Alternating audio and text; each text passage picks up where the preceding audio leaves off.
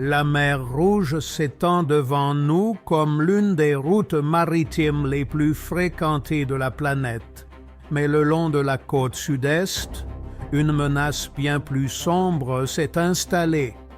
Les Howheys y ont pris leur quartier et ils ont développé un goût prononcé pour tirer sur les navires marchands qui traversent ces eaux. Un vrai casse-tête pour la navigation mondiale. Face à cela, la marine américaine et ses alliés ont déployé leurs forces dans la région pour protéger le commerce international. Mais même pour eux, la tâche s'avère plus compliquée qu'il n'y paraît, tant la stratégie Houthi complique les choses. Ces missions de la fin 2023 et du début 2024 ressemblaient à un programme pilote. Des documents de la marine américaine évoquent ces mois de combat comme un modèle destiné à être diffusé au reste de la flotte pour montrer comment employer efficacement des systèmes de lutte anti-drone par voie électronique, ce qui a effectivement été mis en pratique plus tard dans l'année. La marine est restée discrète sur les moyens précis employés, mais des destroyers comme le Griffly sont équipés du système ANSLQ-32, plus connu sous le nom de SLEC-32. Cet équipement est redoutable. Il peut émettre une salve de bruit électronique sur les fréquences utilisées par les missiles guidés ennemis, brouillant ainsi leur système de guidage. Ce programme pilote non cinétique a connu un tel succès que les marins du Mason et du Griffly ont reçu des distinctions liées à leurs actions au combat. Mais il existe une autre façon de s'en prendre aux drones Otis, une méthode qui permet de les empêcher d'approcher les navires.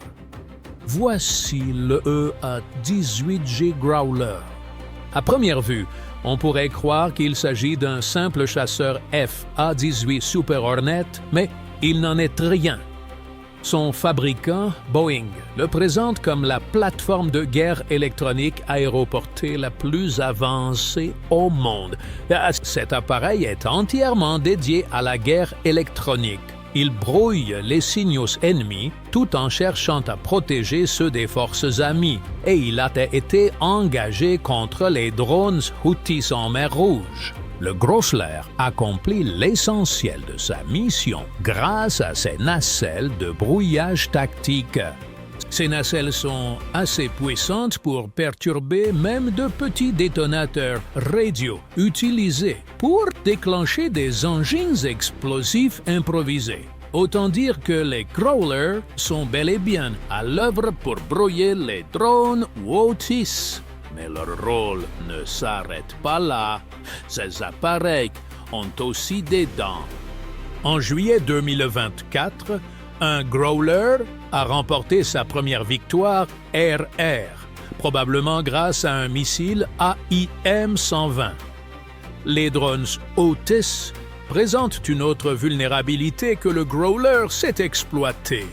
2 autres victoires ont été enregistrées lors de cette même mission de juillet 2024, marquant cette fois des frappes air-sol réussies, obtenues grâce à des missiles AGM-80 Wahar-1 visant des systèmes radars. Cette insistance sur la guerre électronique porte ses fruits. D'ici février 2025, les forces américaines en mer Rouge avaient abattu près de 500 drones Houthis. Malheureusement, le prix de ce succès est vertigineux et rien ne laisse présager un répit prochain. Jusqu'où va la persistance de cette menace Houthi? Elle pousse la marine américaine à mener ses engagements les plus intenses depuis la Seconde Guerre mondiale. C'est ce qu'ont déclaré à l'agence de presse Associated Press les responsables militaires eux-mêmes, ainsi que des experts civils en sécurité Il suffit d'ailleurs d'observer les navires pour s'en convaincre. Sur les destroyers de classe Harley-Burke, les rampes de missiles ont été sollicitées si intensément que la peinture s'est littéralement consumée sur leur trappe. Les marins ne disposent parfois que de quelques secondes pour réagir à une menace entrante. Les combats ont été si soutenus que la marine américaine a tiré davantage de missiles de défense antiaérienne durant les 15 mois séparant octobre 2023 de mars 2025 que durant les 30 années écoulées depuis l'opération Tempête du désert. Un exemple marquant s'est produit le 9 janvier 2024. Lorsque les marins de l'USS La Bonne ont dû abattre 18 drones, en plus de 2 missiles de croisière anti-navire et d'un missile balistique, et les Houthis disposent de bien plus que 3 exemplaires de chaque type d'armes à faire circuler. Dès janvier 2024, il possédait déjà un arsenal de missiles variés. L'armée yéménite, par exemple, avait accumulé de nombreux exemplaires des missiles de croisière allemands d'Aben. Écoute, dont beaucoup sont désormais tombés entre les mains des Houthis. Leur portée respective atteignent environ 24,8 et 49,7 miles. Il y a aussi les missiles de croisière iraniens, Soumar et Quds-Z, avec une portée d'au moins 497 miles. Les Houthis disposent également de plusieurs types de missiles balistiques, dont le Burkan, une version modifiée du missile solaire soviétique SA-2, avec une portée d'environ 21 miles. Pour quelque chose de bien plus sophistiqué, les Houthis peuvent recourir au Falak et au Toufan, avec des portées respectives de 279,6 et 310,6 miles, des armes que leur allié iranien leur fournit, ou du moins dont il leur enseigne la fabrication. Personne ne connaît le nombre exact de missiles en possession des Houthis, mais il est suffisant pour qu'ils agissent avec audace et causent des dégâts considérables. Le 17 mars 2025, les Houthis ont affirmé avoir soumis le porte-avions USS Harry Truman à un déluge de 7 heures combinant missiles balistiques, missiles de croisière et drones. Ce ne serait pas un cas isolé au regard des autres opérations menées en mer Rouge. Les Houthis appliquent une tactique habile. Ils utilisent des drones sacrifiables pour épuiser leurs cibles avant de frapper fort avec leurs missiles. On peut comparer cela à un boxeur qui multiplie les jabs avant de porter le coup décisif. Le problème, c'est que la marine ne peut pas gaspiller ses missiles de défense antiaérienne contre cette légion de drones. Sinon, les marins se retrouveraient à court de munitions au moment même où arrivent les missiles ennemis, ce qui est précisément l'objectif recherché par les Houthis. Cela place les marins américains devant un dilemme, car ces drones peuvent eux aussi infliger des dégâts sérieux. Et l'on ne peut pas compter uniquement sur les méthodes électroniques pour les neutraliser. Les soldats stationnés à la Tour 22 en Jordanie l'ont appris à leurs dépens le 28 janvier 2024 lorsqu'ils se sont retrouvés sans aucun moyen cinétique pour se défendre contre des drones ennemis qui ont coûté la vie à 3 de leurs camarades et blessé 47 autres. Une pensée pour ces soldats, loin de chez eux, pris au dépourvu par une menace qu'ils n'avaient pas les moyens d'arrêter.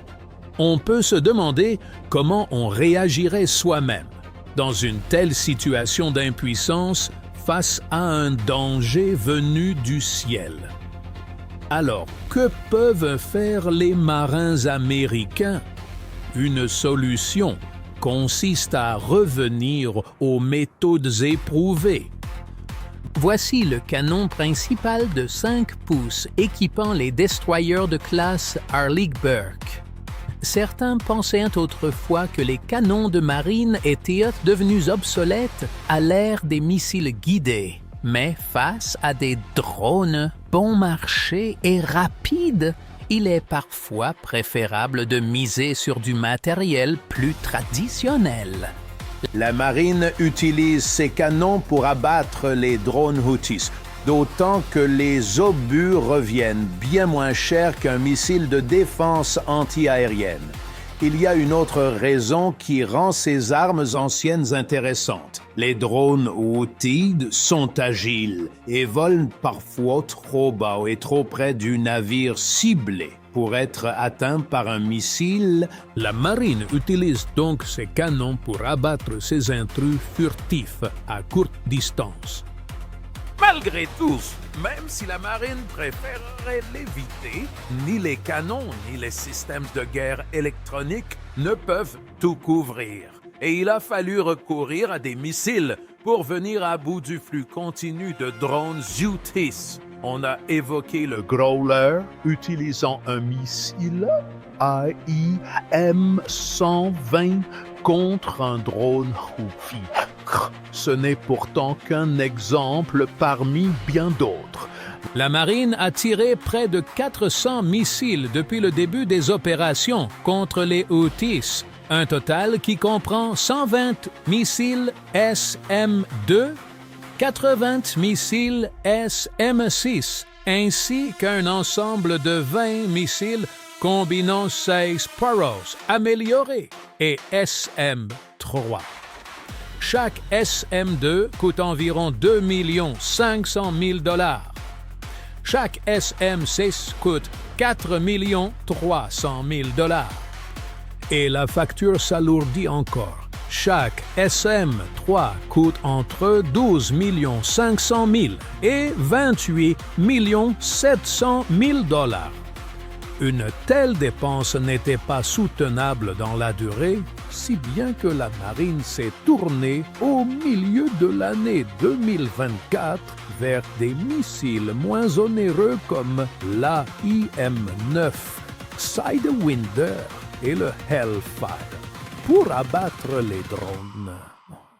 Mais même ainsi, chaque Hellfire coûte environ 150 000 $ et chaque Sidewinder environ 500 000 $.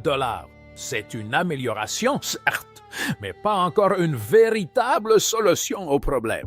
Existe-t-il un moyen pour la marine de disposer d'une capacité cinétique fiable, capable d'abattre cette légion de drones Houthis sans ruiner les finances publiques? Direction la Silicon Valley, vue du ciel, ce cœur battant de l'industrie technologique américaine, où le département de la Défense souhaite ardemment s'implanter. C'est pour cette raison qu'il y a fondé, en 2015, l'Unité d'innovation de la Défense. En juin 2024, cette unité a lancé un appel urgent sollicitant l'aide du secteur privé pour développer une solution cinétique capable de neutraliser des drones de taille moyenne pesant environ 330 livres. Elle souhaitait obtenir un prototype fonctionnel en 12 mois, un dispositif conçu pour réduire au minimum le coût de neutralisation de chaque appareil ennemi. L'unité a précisé qu'elle ne recherchait pas, pour l'instant, une solution reposant sur des lasers. L'objectif final reste de bâtir un système de défense multicouche à la fois efficace et abordable pour les navires de la marine américaine. Si les brouilleurs venaient à échouer face aux drones, il faudrait disposer d'une technologie cinétique bien moins coûteuse que des missiles dont le prix atteint 6 à 8 chiffres. Les efforts de la marine américaine s'inscrivent dans le cadre de l'opération Prosperity Guardian, lancée en décembre 2023 pour protéger le transport maritime commercial contre ces pirates des temps modernes. Mais cette opération a suscité des critiques, certains estimant qu'elle n'a pas suffi à dissuader les Houthis de poursuivre leurs actions. Avec une défense plus économique face à cette multitude de drones Houthis, la marine américaine et ses alliés pourraient enfin espérer des résultats plus probants. Reste une question qui mérite d'être posée. Cette unité d'innovation de la défense parviendra-t-elle réellement à livrer une solution cinétique efficace dans les délais qu'elle s'est fixés? Et vous, Wadj, comment jugez-vous cet équilibre entre le coût humain, le coût financier et la nécessité de protéger des routes commerciales vitales pour le monde entier?